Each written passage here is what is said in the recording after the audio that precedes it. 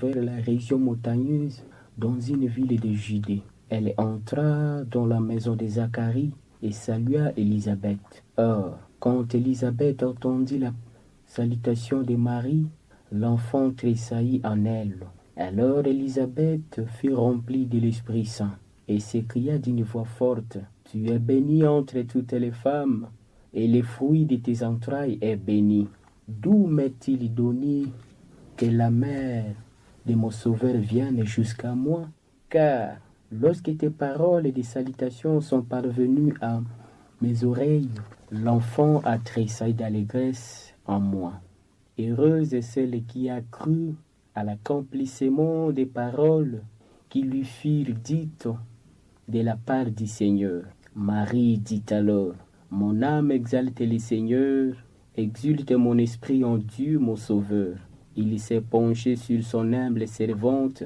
Désormais tous les âges me diront bienheureuse. Le puissant fit pour moi des merveilles, saint est son nom.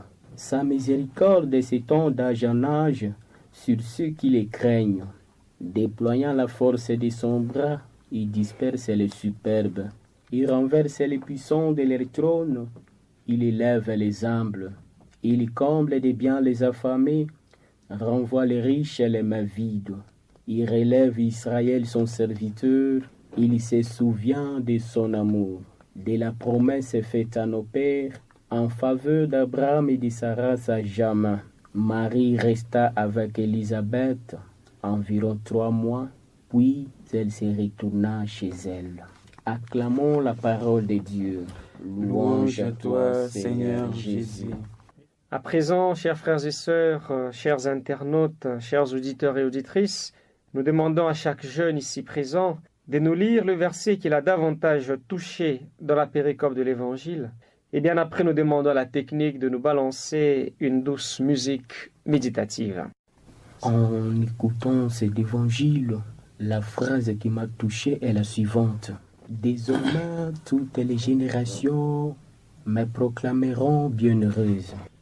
Dans cette péricope de l'Évangile, je suis profondément et merveilleusement séduit par le verset 45 qui stipule bien évidemment ce qui suit. Heureuse celle qui a cru à l'accomplissement des paroles qui lui furent dites de la part du Seigneur.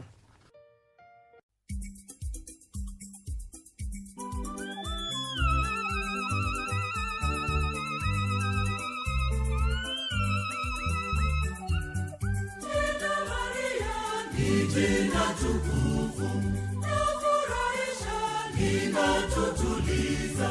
Malaika mbinguni wanaliimba, usiku na mchana wanaliimba, wakisema Ave, Ave Maria. Jina tukufu, jina la Maria, wakisema Ave, Ave Maria. Jina tukufu, jina la Maria.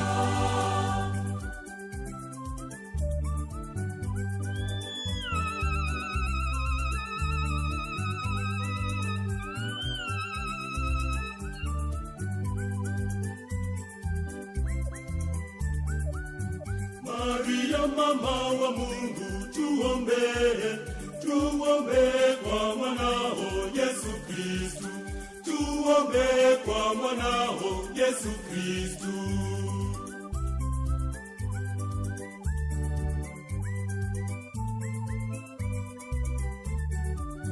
Jina Maria ni jina tukufu, nafurahisha, linatutuliza.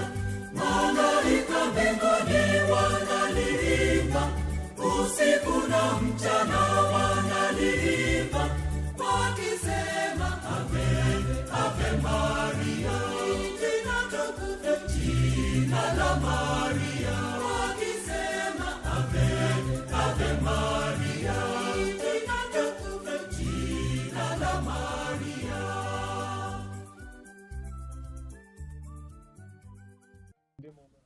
Frères et sœurs, chers jeunes auditeurs et auditrices, cette belle musique nous introduit dans la deuxième partie de notre Lectio Divina qui est la méditation. Nos participants vont chacun et chacune nous proposer leur méditation sur base de ce qui les a le plus touchés et interpellés.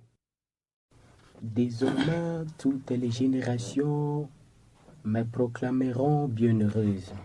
En cette fête de l'Assomption de la Bienheureuse Marie, j'ai choisi cette phrase comme inspiratrice pour ma lecture de la parole priée. La phrase est tirée de ces beaux cantiques chantés par Marie. Je trouve que Marie a le mérite d'être vénérée pour tous les âges parce que durant sa vie terrestre, elle n'a fait que la volonté de Dieu. Elle a obéi à l'Esprit Saint par son fiat. Marie est devenue le modèle parfait d'amour, de foi et d'espérance en Dieu. Quand je chante le chant marial, quand je chante les cantiques mariales, c'est biblique. Mais la grande question est la suivante. Quelle est mon implication pratique du fait que Marie est au ciel? Comme chrétien, mon attitude devrait être d'un homme humble, d'un serviteur inutile, tel la Vierge Marie, qui n'a fait que la volonté de son maître. Mon maître, c'est Jésus. Suis-je apte à faire sa volonté? Suis-je apte de l'aimer?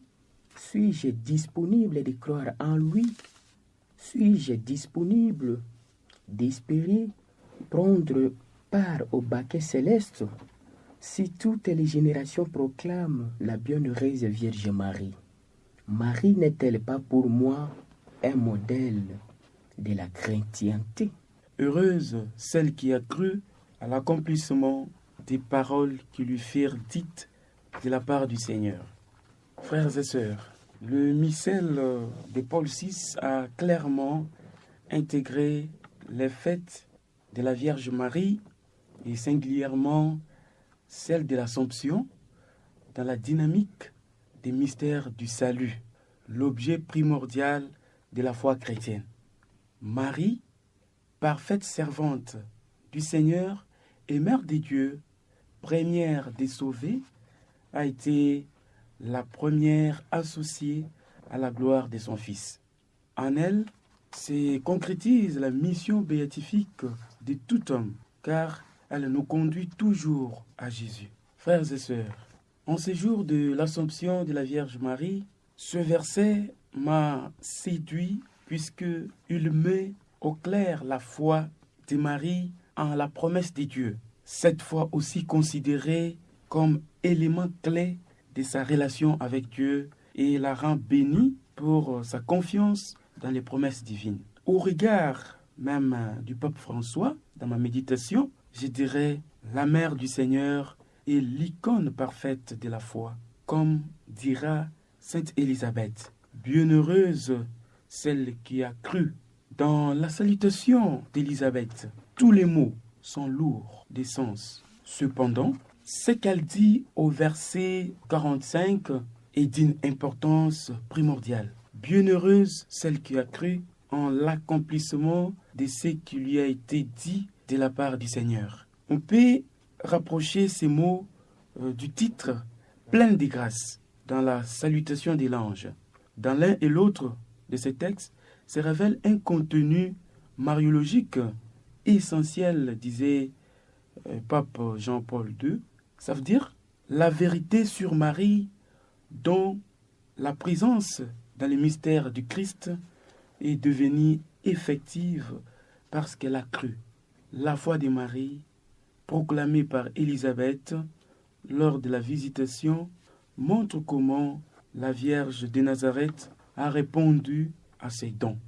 Et Marie, qui par son fiat ou son oui, a ouvert la porte à Dieu pour dénuer le nœud de l'ancienne désobéissance, et la mère qui, avec patience et tendresse, nous conduit à Dieu afin qu'il dénue le nœud de notre âme avec sa miséricorde de Père.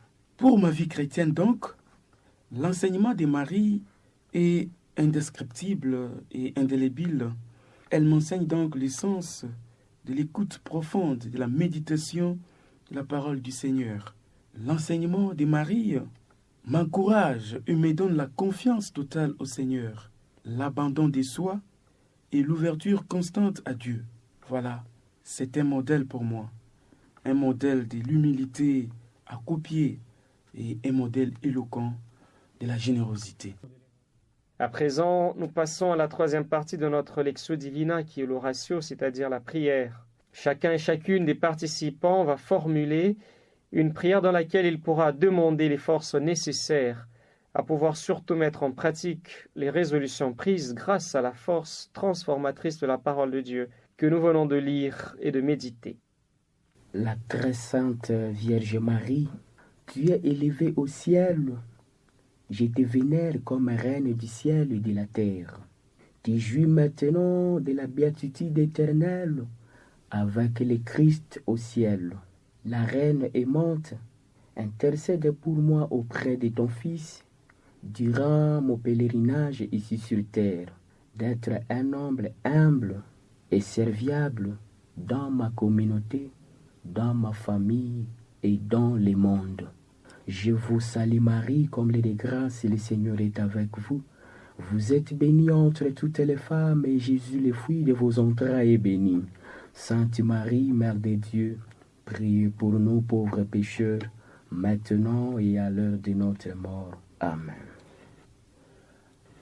Ô Marie, humble servante du Seigneur, ô Marie douce et sainte, Mère de l'Église, en ces jours très grands, en ces jours très saints, où nous célébrons ton élévation au ciel par ton propre Fils, intercède pour nous, afin que le Seigneur, Dieu, nous octroie ce grand don de la foi constante, afin que nous croyions à la parole de Dieu, comme tu l'as fait également. Nous demandons ton intercession pour qu'à notre tour, nous témoignons de la parole de Dieu. Amen.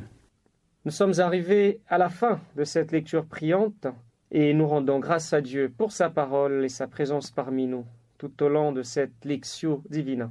Nous disons merci à vous, chers auditeurs et auditrices, fidèles amis de l'émission Lectio Divina, de partout où vous avez été de nôtres, pour méditer ensemble la péricope de l'Évangile que l'Église notre Mère nous propose en ce dimanche où nous célébrons la solennité de l'Assomption de la Bienheureuse Vierge Marie. Luc 1, 39 à 56. Nous disons merci aux participants de la Lectio Divina de ces jours pour leur assiduité et participation remarquable. À la sœur Chanel Londo, réalisatrice de cette émission, nous disons merci pour l'engagement apostolique. À notre ami Olivier Nguessé, nous disons également merci pour le soin technique.